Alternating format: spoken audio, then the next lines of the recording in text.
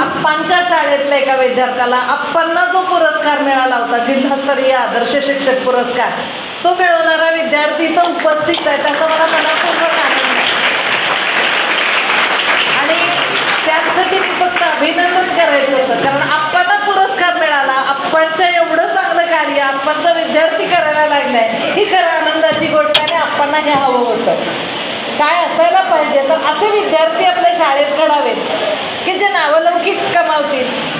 चांगले शिक्षक कोणाला म्हणायचं याबद्दल आप्पांच्या फार व्याख्या होत्या.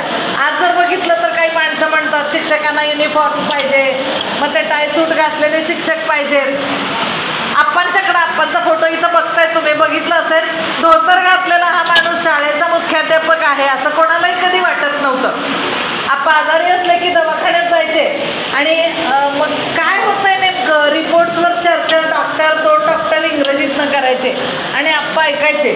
आणि मग आप्पा मध्येच एखादी शंका जेव्हा इंग्रजीतनं विचारायचे तेव्हा ते डॉक्टर चकित होऊन बघायचे, पैलवान तुम्हाला इंग्लिश समजतं का म्हणायचे. म्हणजे आप्पा शिक्षक कमी, पैलवान जास्त, अशी तब्येत चांगली होती त्यामुळे दिसायचे. पण तितकीच ज्ञानोपासना ज्याला म्हणतात आपण, किंवा ज्ञान लालसा जी होती आप्पांच्याकडचा, हा अतिशय चांगला गुण जो आपण सर्वांनी घेतला पाहिजे सातत्यानं. म्हणजे मला चांगलं आठवतंय की अगदी शेवटच्या दिवसात सुद्धा आप्पा एखादं पुस्तक घेऊन बसत होते आणि जी पुस्तकं आप्पांना आवडत होती, मला हे पुस्तक दिसत नाहीये, सापडत नाहीये, कुठं आहे, तुझ्याकडं आहे का, आणि असेल तर मला आणून दे. आप्पाने अगदी शेवटच्या दिवसात मला वाटतं विशाखा काव्यसंग्रह माझ्याकडनं मागून घेतला होता आणि त्याच्यानंतर काही दिवसांनी पृथ्वीचे प्रेमगीत नावाची त्यातली एक कविता होती की जी मी शाळेला असताना आप्पाने आम्हाला शिकवली होती. ती कविता इथे शाळेत वयाच्या 80-81 वर्षी शिकवली होती. इथे सगळे शिक्षक आणि 10वीचे विद्यार्थी होते फक्त. एक त्यांना वाटत होतं की सगळ्या शिक्षकांना कळावं की तास कसा असावा आणि सगळ्या विद्यार्थ्यांना पण ती कविता, म्हणजे ती कविता मला शिकवल्यानंतर म्हणजे सगळा इतिहास, सगळा भूगोल, म्हणजे ग्रहण लागणं, ह्या सगळ्या गोष्टी ज्या आहेत, म्हणजे सूर्य हा सगळ्या सूर्यमालेच्या केंद्रस्थानी आहे आणि त्याच्या भोवती फिरत राहणारे सगळे ग्रह, ही एक भौगोलिक संकल्पना, हे सत्य आहे. आणि याच्यामध्ये कविकल्पनेनं की पृथ्वी सुंदर आहे आणि म्हणून तिच्यावर प्रेम करणारे सगळे ग्रह, मग त्यात सूर्य पृथ्वीवर प्रेम करतोय, चंद्र पृथ्वीवर प्रेम करतोय, मंगळ पृथ्वीवर प्रेम करतोय, आणि मग पृथ्वी मात्र कोणालाही दाब देत नाहीये. पृथ्वी त्या दाहक सूर्यावर प्रेम करते आहे आणि म्हणून नको शृंगार क्षुद्र दुर्बळांचा, तुझी दूरता त्याहूनही साहवे, असं पृथ्वी त्या कवितेमध्ये म्हणते आहे. अशी कुसुमाग्रजांची कल्पना, ही कविता कुसुमाग्रजांची होती.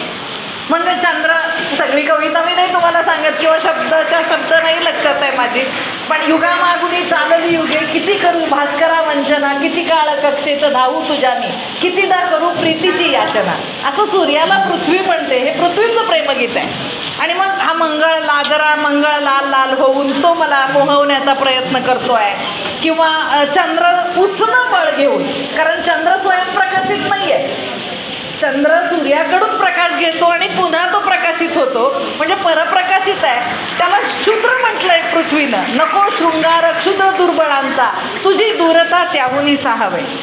म्हणजे तो भूगोल, तो इतिहास सगळं मराठीतनं आणताना ते किती उत्स्फूर्तपणे यावं हे आम्ही अनुभवलं होतं. आणि तेच काही वर्षानंतर सगळे शिक्षक आणि 10वीचे काही विद्यार्थी, पण आप्पांचं हे वयाच्या 80-81व्या वर्षी आप्पांना ही कविता शिकवायची होती. किंबहुना मला जेव्हा कधी व्याख्यानाला जायचा प्रसंग यायचा तेव्हा मी म्हणायचे, आप्पा या विषयावर मला बोलायचं आहे, मग तुझी काय कल्पना आहे मला अगोदर म्हणायचे. मला माझ्या वडिलांनी कधी भाषण लिहून दिल्याचं कधीही आठवणीत नाही. माझ्या आजोबांनी मात्र मला एकदा भाषण लिहून दिलं होतं, आईच्या वडिलांनी, आणि ते माझ्याकडनं पाठ करून घेतलं होतं. फक्त आप्पांनी मला माईक समोर सवय व्हावी म्हणून माईक जोडून दिला होता, कारण आप्पांचं म्हणणं होतं माईकच्या फार जवळून बोलायला लागलं की हवा आत येऊन तहान लागते. तेव्हा आप्पांनी मला यातले काही टेक्निक्स फक्त सांगितले होते, माईकपासून दूर राहून बोलायला कसं पाहिजे म्हणून.